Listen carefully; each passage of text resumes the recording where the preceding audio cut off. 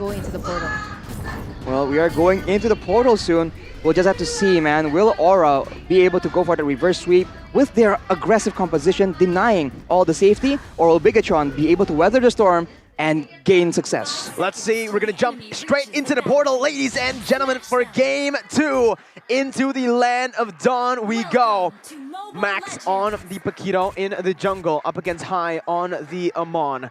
Again, very similar in terms of how they can play this, but now there's a little bit more emphasis in that XP lane with Dairoth, a lane counter towards the Esmeralda. It's not going to be as easy because when it comes down to it, Aura Fire, they heavily rely on being able to win those lane matchups. And in this particular game, of course, the Esmeralda is not going to have as much of a good time in the early game in that laning phase. But that might change when it comes down later in the game. But that depends on how far Aura Fire is able to push it and just, stave off that early game aggression from Bigetron Alpha.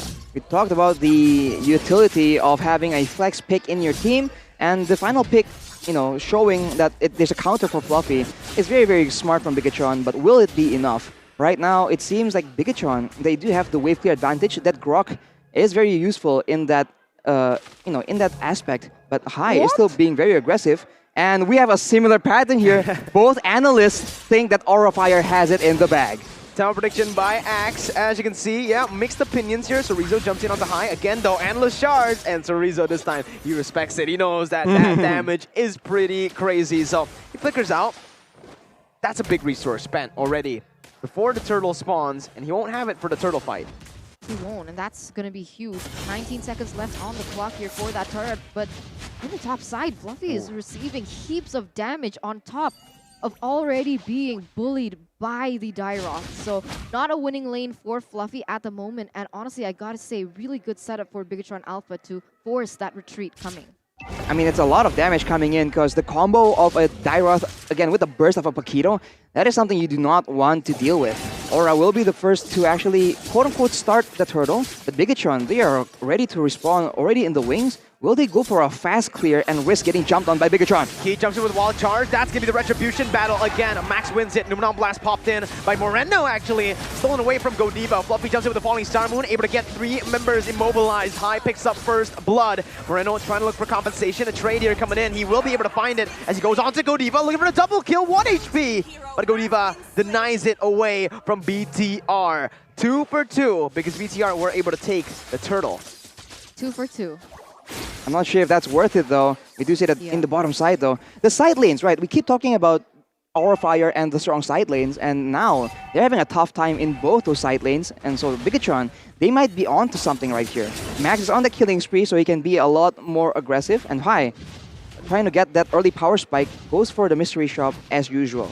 Of course, Kabuki and Fluffy being able to farm up will be significant for that late game situation. So they go for the Avarice. And we'll see if Aura Fire, if they're planning to keep being aggressive, or maybe in the mid game, they're gonna maybe take it chill as there's a fight 1v2 on the top side and Fluffy gets the gold buff. Good dodge though as well. Fluffy was able to dodge away from the Abyssum Strike and he secured the gold buff for himself. That's huge for him. That's supposed to be a lane that he's supposed to lose, but actually, Fluffy is actually still able to make it out alive there. So very interesting right now. We do see that things have started to slow down, but I might be wrong. Kabuki already popping that ultimate to clear the lane, realizing he is going to lose in terms of that range. I think that is the beauty of the Melissa in that particular area, knowing that who has the largest range without the Beatrix? Yeah. Melissa, very, very good in that gold lane, but Aura Fire are playing it really well. Kabuki is roaming towards the mid lane, actually, to collect gold as well. So you can see the funnel as well already happening for Aura Fire as Key is going to be caught. Has the wild charge, though, to get out. Not really enough threat from Aura Fire to take him down. Bigetron Alpha uses that information to secure the top side pressure, but now Moreno is going to get collapsed on. It does seem like both teams are going to look for the pressure up top. Max in that bush with Sorizo, jumps in onto Facehugger. Knockout strike comes in, but Numenon Blast was popped in. Oh, a 3-man! Numenon Blast coming in as now the Falling Someone comes in. Max can get taken down. Sorizo in the midst of it all, trying to deal the damage, but he will fall as well. A double kill picked up by Aura Fire onto the hands of Fluffy. Beautifully done by Aura Fire now that 2 members have been taken down from Bigetron Alpha, and that being the Retribution holder of all people. Aura Fire is going to be at ease to get this, and perhaps even without the Retribution. Better save it for later, as that buff is about to spawn. It does seem like Hai is eyeing that for now, but Max already very quick to that area. By the way, speaking of how the game is developing right now, you can see that if you take a look at the items, Kabuki is doing really, really well as far as farm. He has actually 500 gold above Marky, and I think that's because the gold in the mid lane is essentially being funneled towards him. Because Facehugger, he's playing very much for utility, and you've seen that again and again, Kabuki will just blazing duet the wave and then move to get farm in that middle side of the map. So that's an interesting playstyle that I don't know, I didn't expect for much from Aura Fire, but so far it's been working out. Very well for BTR. Melissa already getting the Wind Talker right, but again, Aura Fire playing it really smart as well. Sure, they have been able to get the better team fights, better pick as well, but Kabuki has been getting gold, farming really efficiently as well. He's gonna get that golden staff very, very soon. As Key pops in that Guardian's Barrier, he's looking to put more pressure on the bottom side. But again, Aura Fire with a proper response in that bottom side. Key goes in for the damage, Wild Charge comes in. Key almost taken down. Moreno looking for the kill onto Hai. Pops in that Endless Shards as well. He has it, but wasn't able to get in range to use the Endless Shard. Meanwhile, top side, Fluffy taken low. Max gonna be able to secure the kill. And that's a good trade for Bigetron Alpha, 1 for 0 up top. 1,200 gold advantage though still for the side of Aura Fire. And when it comes down to map pressure, things are still quite equal depending on both of their setups.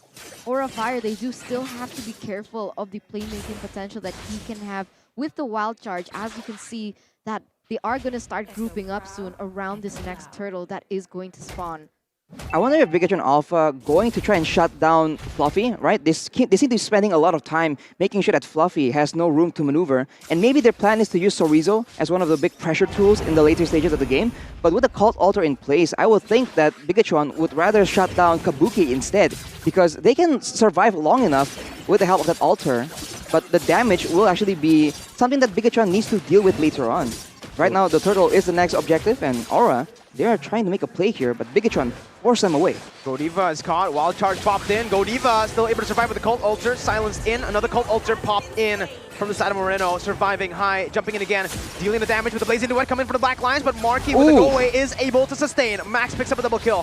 Fluffy still joining the team in that mid lane. Conceal popped in. Key does not have the Wall Charge just yet. They want to go for the siege onto the tier 1. They will be able to pick it up. Very good objective conversion as BTR look for the next objective. The turtle is up for grabs. Beautiful zoning as well from the side of Bigetron Alpha. You could see that even if they didn't and were unable to utilize that Wild Charge in the prolonged team fight, you could see that the presence, even in from Key, was able to push Aura Fire out, and so they were able to get that objective in that mid side.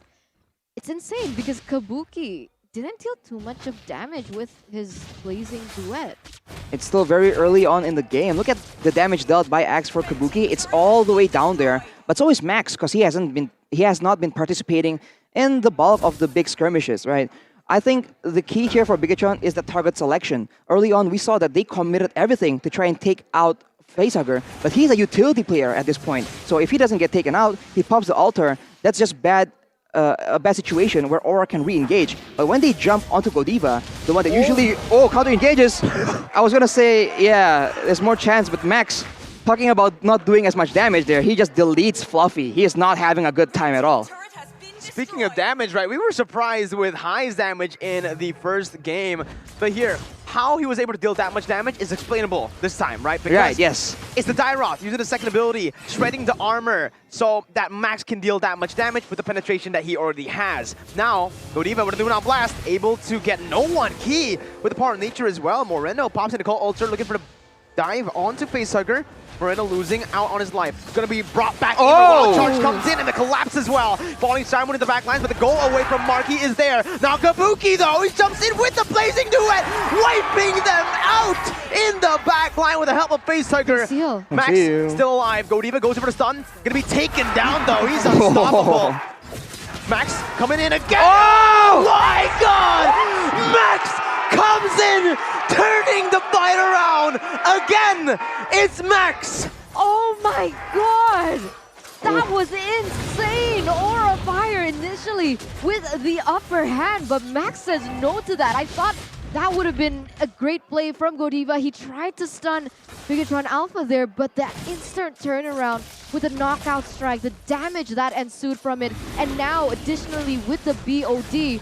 Remember, Max has the most gold on his team, so he is going to be able to itemize for damage as Bigetron, with no effort whatsoever, is going to be able to get the Lord. Talking about Aura Fire not respecting Bigetron Alpha, put some respect on Max's name, man. How many people does he need to knock out for you to actually respect his prowess in the jungle? My God, what was that? Oh man, yeah, I mean, it just to add salt to the wound, Godiva was recalling before that play. Yes, he was. Chorizo though, again, coming in, trying to bait high. High notices something's wrong here. The Paquito's missing, the assassin. Max currently is basically an assassin, right? On the killing spree emblem. I'm pretty sure he has full damage items as well. No defensive whatsoever. And take a look at his just statistics here. 33% win rate. You do not expect him to make these kind of plays. I don't know what happened to Max.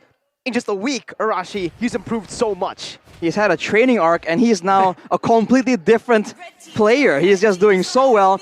All the critique about him not being able to make plays happen, being too defensive, not valid any longer. Aura will be able to clear the Lord right now, but Bigetron, they have taken all the turrets outside of the base turrets. Aura Fire will be kind of locked in their own base, but whoa, the bottom side though, Kabuki makes a solo play going for Chorizo. Oh my God, Miracle. The damage, Chorizo instantly taken down with the Blazing Duet, but that is going to be a resource spent. And we can see that all three lanes already are pushing in favor of Bigetron Alpha. 4,000 gold lead, map pressure as well. And I gotta say, everything that happened and what put Bigetron Alpha back on the map is gonna be none other because of Key with that wild charge. I think Aura Fire did not expect that play from happening. And everyone was able to work on the back of that insane play. Key with a great engage, no surprise there. But now Kabuki, he has the Wind of Nature and he has his main power spike items, the Demon Hunter Sword and the Golden Staff. So his damage with the Blazing Duet is now no longer negligible. And we saw this in the first game. When you have an assassin doing really, really good, that's great and all. But Max 7-1 and 0, later on in the game, will start falling off. He won't be able to dish out that damage, at least without being contested. So we'll just have to see how that plays out and how Bigetron can abuse that damage as it lasts for now. The damage disparity is quite evident though. I mean, the gold disparity is quite evident. We can see that, okay, the Kabuki is catching up and that is great. And we'll see how that plays into effect as, oh my God! Fluffy! Gone. What? Now you see him, now Reduced you don't. to atoms, bro. He's a I wanted to rhyme Max and magician. Couldn't do it. He's a magician, though. He's a Mexican. I don't know. Oh, man. That was such... again, the damage. You can see from the items, right? Hunter Strike, BOD, Melvic Roar. 2 penetration items on top of the Terrify. If Chorizo jumps in with the second ability, too, you're not going to have a fun time as anyone in this game for Aura Fire. And because they have a one-man advantage, they go straight for the Enhanced Lord.